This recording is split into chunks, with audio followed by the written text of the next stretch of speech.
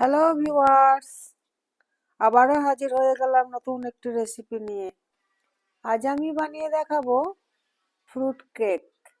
এই কেকটা বানাতে কোনো রকম ইলেকট্রিক বিটার, মাইক্রোওভেন, ওটিজি লাগবে না। এগুলো ছাড়াই ঘরে থাকা কিছু জিনিস দিয়েই বানিয়ে দেখাবো। আসুন তাহলে দেখে নিন। একটা মিক্সিং জারে 1 কাপ চিনি দিয়ে প্রথমে গুঁড়ো করে নেব।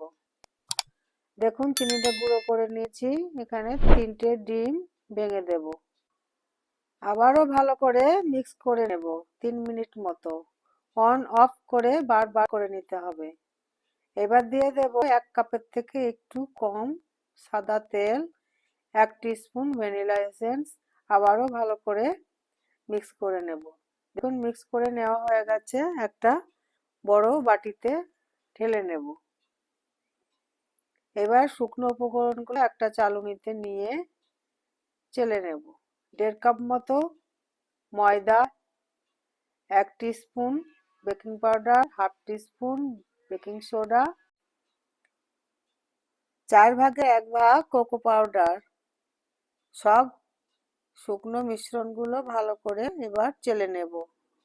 আর কেকের শুকনো উপকরণগুলো অবশ্যই করে চেলে নেবেন, এতে করে কেকটা খুব ভালো হয়।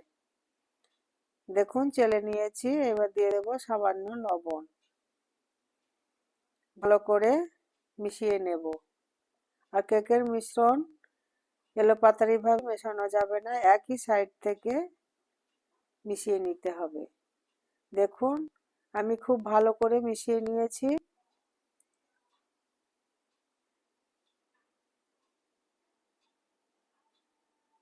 দেখুন ব্যাটারের থিকনেসটা ঠিক এরকম হবে। খুব ঘনও হবে না এবং খুব পাতলাও হবে না। এইবার যে পাত্রে আমি কেকটা বানাবো, সাদা তেল ব্রাশ করে নেব। এবার শুকনো ময়দা দিয়ে ভালো করে কোট করে নেব। কোট করে নিয়েছি। এবার বাকি ময়দাটাকে ঝেড়ে নেব। ভিতরে একটা পেপার কেটে বসিয়ে দিয়েছি। কেকের ব্যাটারটা ঢেলে দেব। ঢেলে দিয়েছি। পাত্রটা একটু ট্যাপ ট্যাপ করে নেব যাতে ভিতরে কোনো এয়ার বাবলস না থাকে। এদিকে আমি প্রেসার কুকারটা প্রিহিট করে নিয়েছি। পাতিলাটা বসিয়ে ঢাকনা বন্ধ করে 10 মিনিট অপেক্ষা করব। আর অবশ্যই প্রেসার কুকারের রাবার সিটিটাকে খুলে দিতে হবে। 15 মিনিট হয়ে গেছে। ঢাকনাটা খুলে কিছু কাজু ও চেরি দিয়ে কেকটাকে সাজিয়ে দেব। যদি প্রথমেই ড্রাই ফ্রুটগুলো দিয়ে সাজাতাম তাহলে কেকটা ফুলে ঢাকা পড়ে যেত। তাই কেকটা 15 মিনিট বেক করে ড্রাই ফ্রুটগুলো দিয়ে সাজিয়ে দেবেন, তাহলে ভালো লাগবে।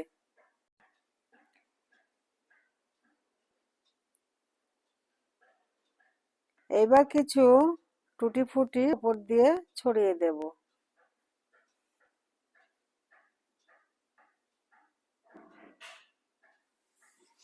ঢাকনাটা বন্ধ করে আরও 25 থেকে 30 মিনিট কেকটা বেক করে নেব।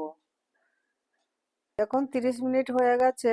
কেকটাকে আমি একটা কাঠি দিয়ে চেক করে নেব। দেখুন কাঠিটা একদম পরিষ্কার এসেছে, তার মানে আমার কেকটা হয়ে গেছে। কেকটা নামিয়ে নেব।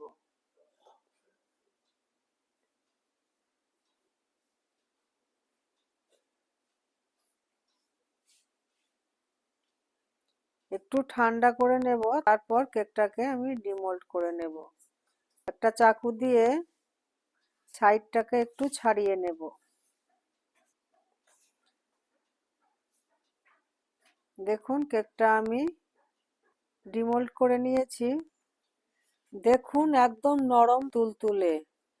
এখন আমি কেটে দেখাচ্ছি। দেখুন কতটা সফট ও সুন্দর। দেখলেন তো কত সহজ কেক বানানো।